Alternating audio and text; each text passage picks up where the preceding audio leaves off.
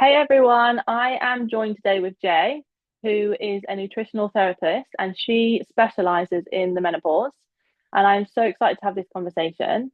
Jey, would you like to introduce yourself to everyone? I would. Thank you so much, Becca, for inviting me for this. This is really exciting. I am a nutritional therapist, as you just said, and I feel like I help women maintain their sanity as they're going through menopause.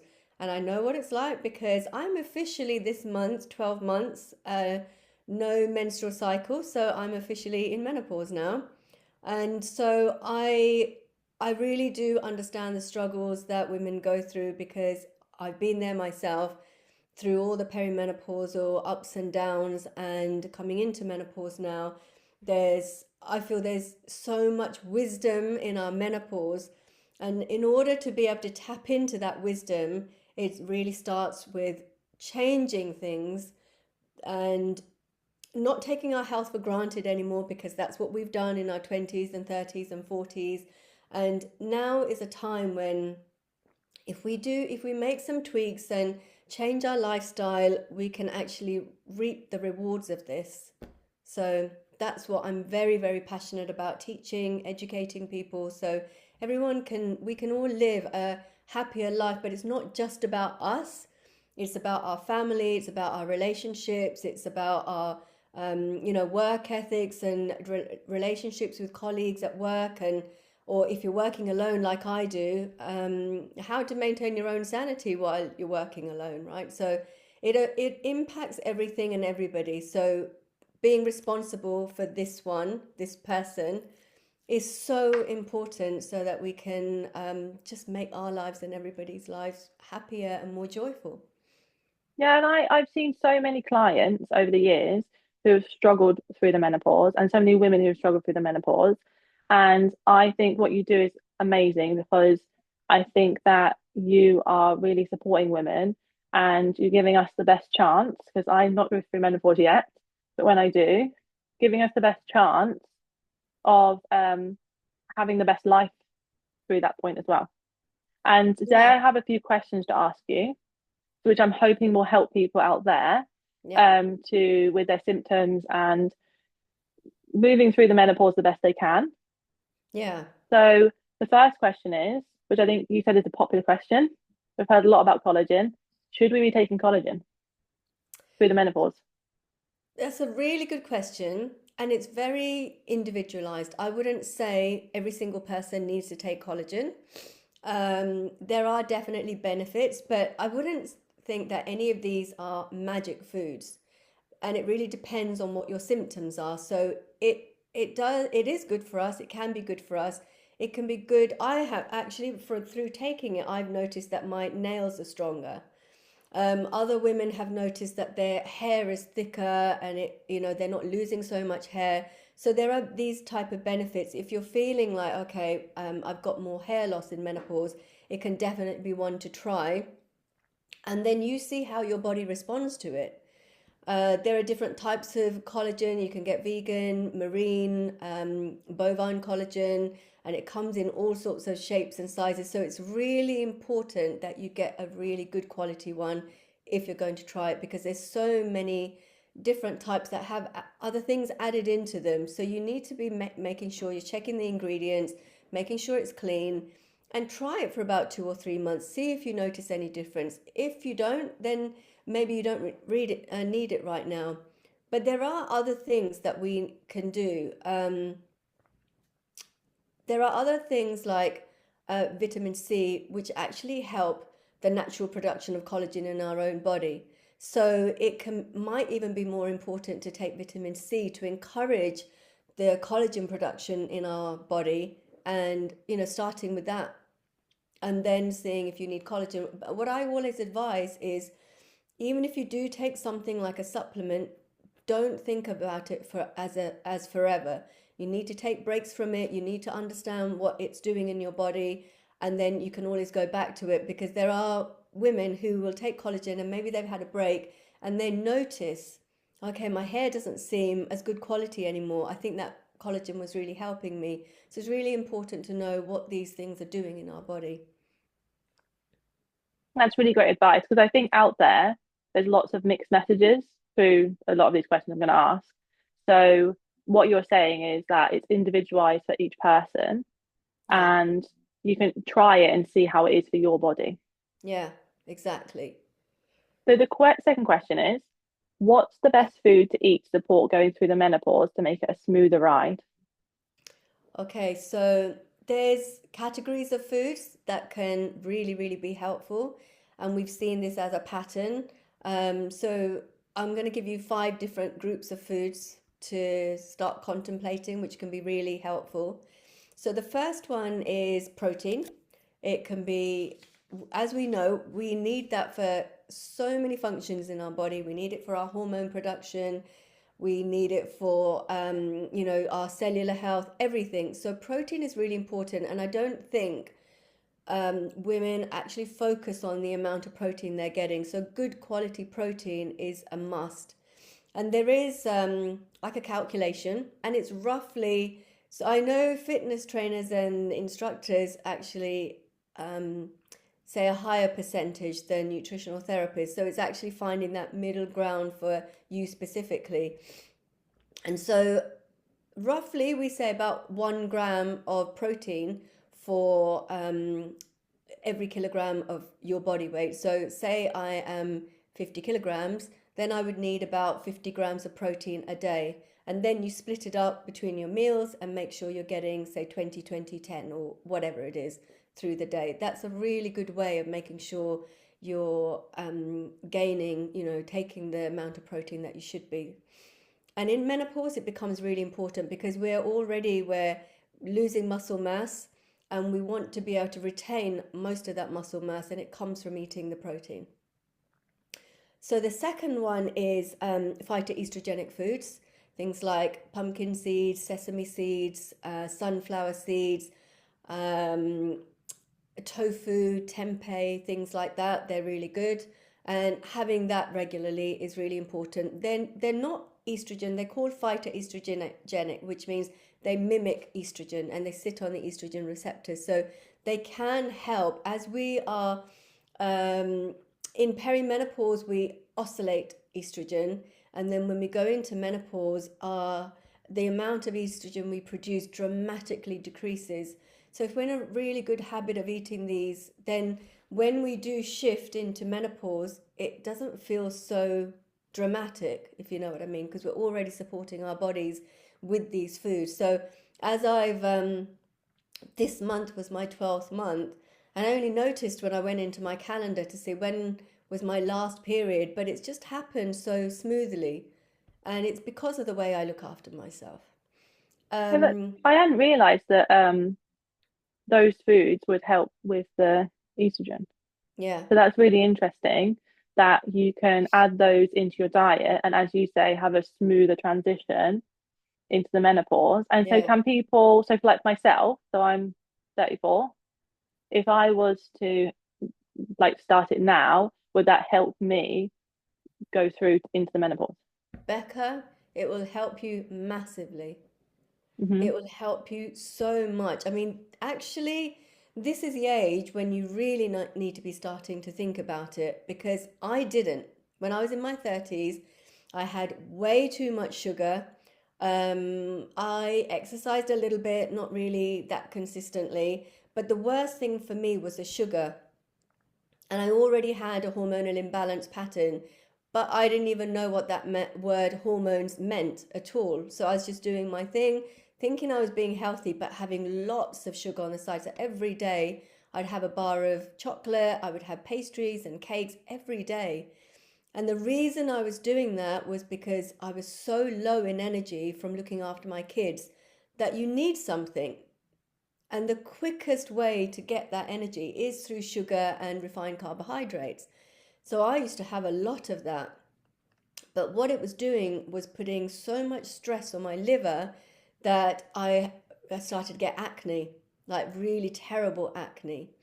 So when your liver is congested, it will throw, because it just can't detoxify. Your liver is there to detoxify the things that you eat. And the things that you inhale and your environment, all the toxins that we get from pesticides and pollution and all that kind of stuff. And when you overload it, the only thing that it can do is shunt everything, all that um, crud, if you like, to your skin, and then we will get things like acne and skin issues and hives. And so your age is absolutely ideal if you want to to sail through perimenopause. I had a Hmm. really tough time at the beginning of my 40s when I went into perimenopause. So you look after yourself now. Yeah. And then you gain the habits and everything to go through into menopause. Yeah. What's the Exactly. third food The group? third food is anti-inflammatory foods. We naturally, there's inflammation, like even from eating one thing, there will be inflammation in our body because we have toxins that are produced. And then that's when the liver, if it's in a healthy state, it will detoxify everything and you'll be fine. So the type of foods we need to be thinking about are lots of vegetables, some amount of fruit, also things like turmeric, ginger, to be included in our diet. And then This is really good. the What's the fourth one? fourth one is bone-loving foods. So thinking about different vitamins like vitamin D, vitamin K, magnesium, calcium. So for vitamin D, we need to make sure we're getting out in sunlight. And I know we don't get much, but we have to manage with what we have. So making sure we're going out every day. And that actually helps with sleep as well, which I'll go on to in a second. Um, but making sure we go out at least for 15 minutes is really important. And especially like first thing in the morning can be really helpful for sleep. Another good tip is, you know, when we buy mushrooms, we actually put them on the windowsill so that they can absorb the sun and then have that I thought that was a That's fabulous a way. really good tip. Yeah. And Hmm. then vitamin K foods like fermented foods, that's really good for bone. Taking vitamin D supplements also, that's really important for bone health. And then magnesium, really important. That's in things like pumpkin seeds and almonds, and calcium, which is in like tahini and sesame. All of these are bone-loving foods, and we definitely need them along with the strength training for bone health and bone support. Can you quickly just share for people that don't know, in the menopause, why should they be focusing on their bone health? Because if you imagine a block of chocolate, like a solid block of chocolate, that's how our bones are until about the age of 35. Then from then start to become porous, so they become more and more like an arrow Hmm. with like holes in them. And so as we get older, if we don't eat the things that support our bones, and we may need some supplements because the food that we eat doesn't have all the nutrients that it did years and years ago, right? Your grandparents, I don't know about I guess anyway, your grandparents' generation, they wouldn't have needed to take any supplements because all the minerals were in the soil. So, but now we do need to take some supplements and we have to be mindful about that. Before I studied, I was very anti-supplement, but I've done so much research and study on it that I understand we actually do need them. So, the foods, the supplements, and the strength training becomes so important so that we can actually start to strengthen it and stop it from becoming more and more porous. The more porous it becomes, our bones become fragile, we will be prone to falling and then breaking bones, and then healing takes a lot longer than it did when we were younger. So if we want to be able to, I hear of people who you can't grab a a mug of water, a glass of water, because they just don't have the strength in their arms. And we are living longer now. We go into menopause. I'm 53, I'm in menopause, and I could live up to about 90 or 100 in this day and age. That's literally like another half of my life. And I don't want to live it being frail and unhealthy and scared about, breaking bones. Hmm. So what you're saying as well is it's not just in the menopause, but also planning for 80s, 100%. 90s, 100, 120, depending on how long Yeah. we live. because we can't, it becomes more and more difficult the older we get. We have to start making these changes now. And what's the fifth food group? The fifth one is quality carbs. So there's a lot of diets out there that say don't have carbs, if you want to lose weight, and I don't buy into that at all.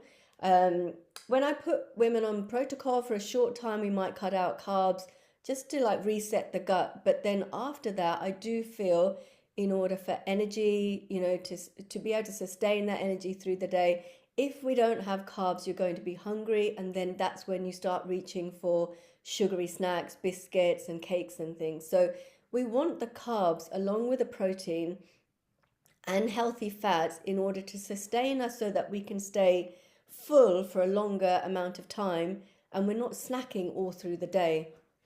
And that's another talk, like on digestion. That's a completely, which I absolutely love, but it's another talk. So we don't want to be eating all through the day. We just want to be eating our main meals, and that food should fuel us and make us feel energetic so that we can do all the things that we want to do without slumping, feeling like we need a little nap. It should carry us through until the evening and then we fall asleep. And for those who don't know, healthy carbohydrates, what exactly, can you give us a Yes, few sorry. examples of Go what they look explain. like? So healthy carbs can be small amounts of brown rice, because that can also be, if you have too much, that can be bloating. It can be quite heavy and stodgy on the system. So small amounts of brown rice. Quinoa is a really good one because it's got protein in too. Millets are very nutritious. Small amounts of oats. Oats are a mixed bag, really. For some people, they raise blood sugar levels, but for some people, they don't. And one of the ways you can tell is, say you have porridge in the morning, say you have it about 9 o'clock. If you're hungry about 10:30 ish, like within about an hour or two, then that's probably raising your blood sugar levels and that's probably not working for you.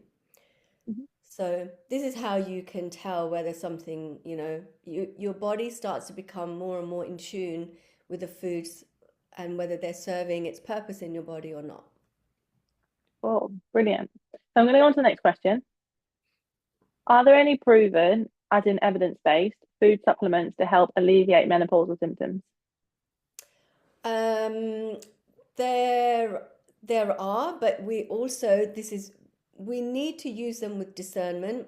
So one thing is, are we absorbing and actually retaining and using the nutrients from the food that we eat? If we aren't, because our gut health, say our digestion isn't very good, that probably means you can throw all the supplements you want at your body, but it's not actually going to absorb any of the nutrients from it. It's just all going down into the toilet. So the most important thing really is to understand whether you're absorbing these foods. And then you can start taking some supplements. But I wouldn't say, okay, I can give you a few supplements, but I always say, please use supplements with guidance and not just because we hear it on the media that this is good, that's good. And then we end up being, I did have one client who came to me and she was on about 10 different types of supplements. And I'm sure she wouldn't have known exactly what they were doing other than they were being, advertised as this is really good in menopause. And you may not need all these. If you're having a good diet, you may not need all these supplements. And there could be supplements that you take for a while and then give a big break to and then take other supplements.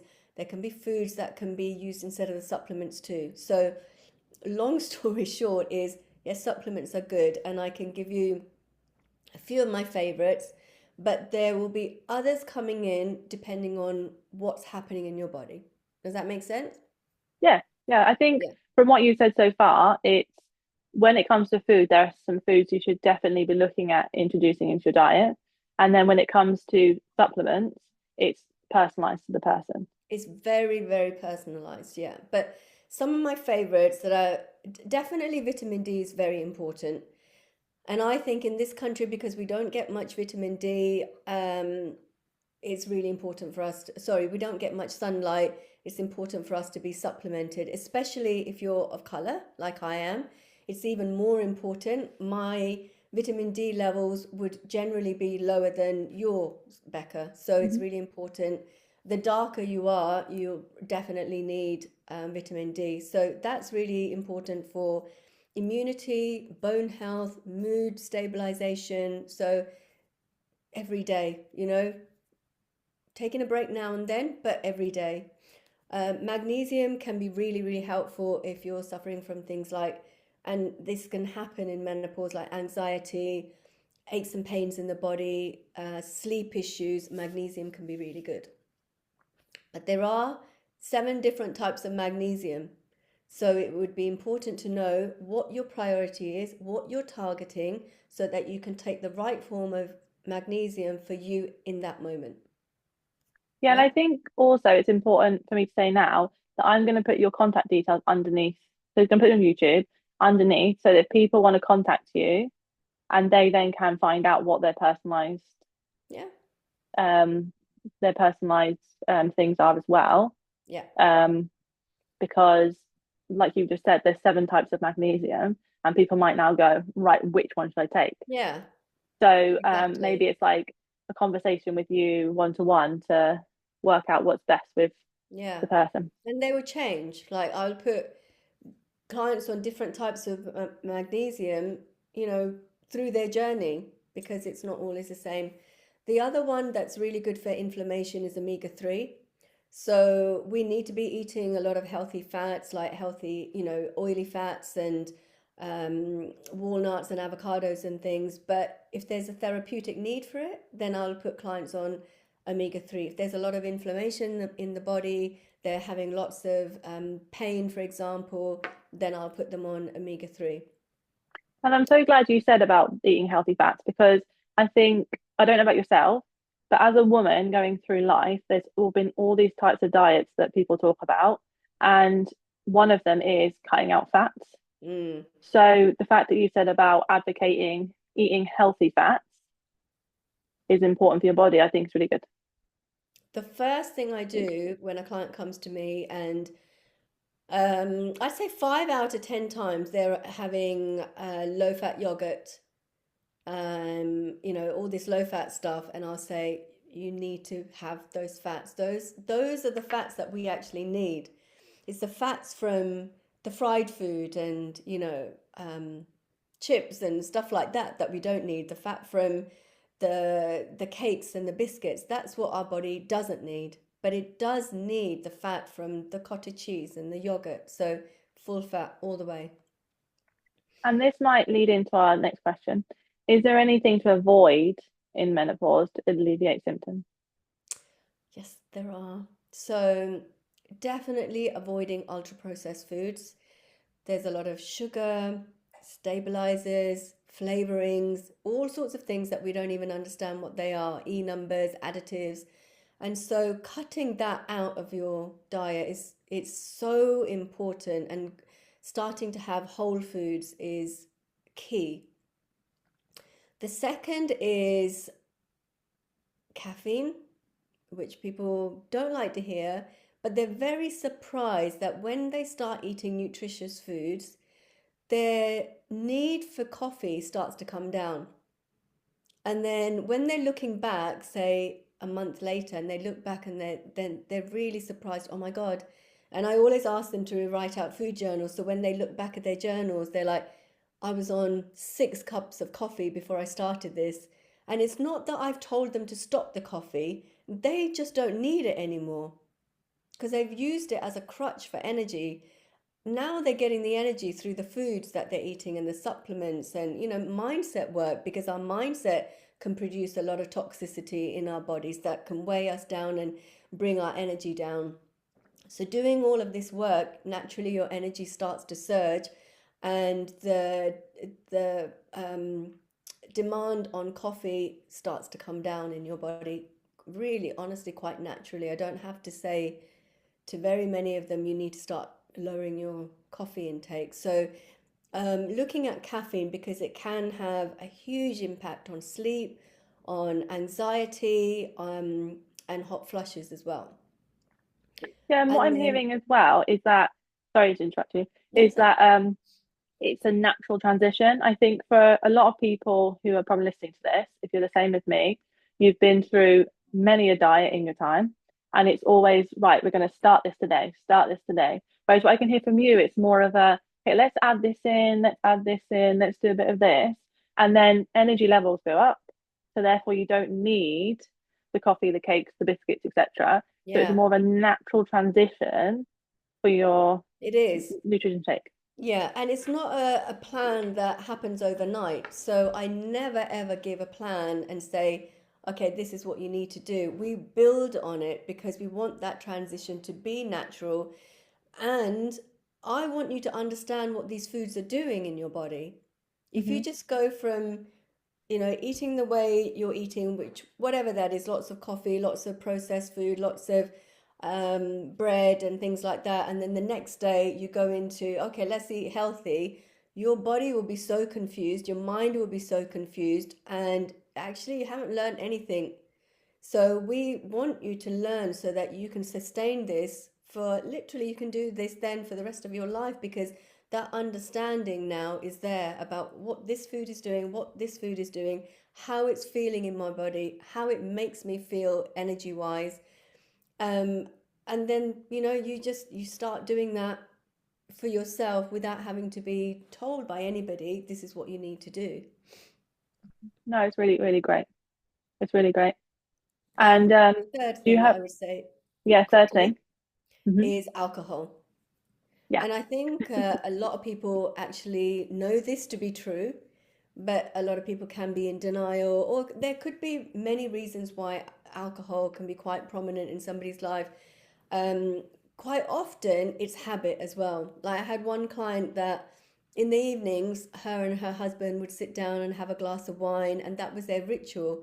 So you take this out, it's like that ritual has now broken down, and the husband is feeling this is what we do together every evening. We sit down and you're kind of coming in now and you're ruining this.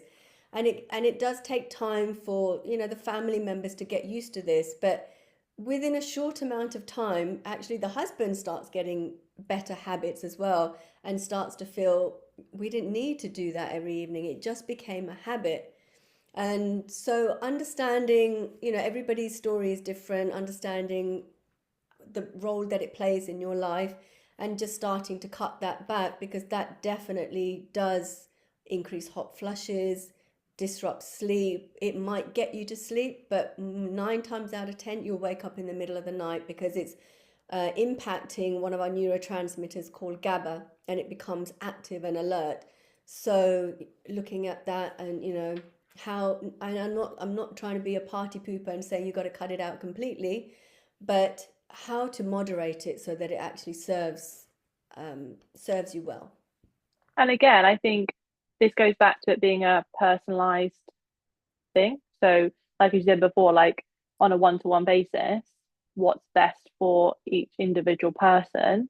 And what I can also hear is that although there will be changes, there is so much support from your end on those 100%. changes, Yeah.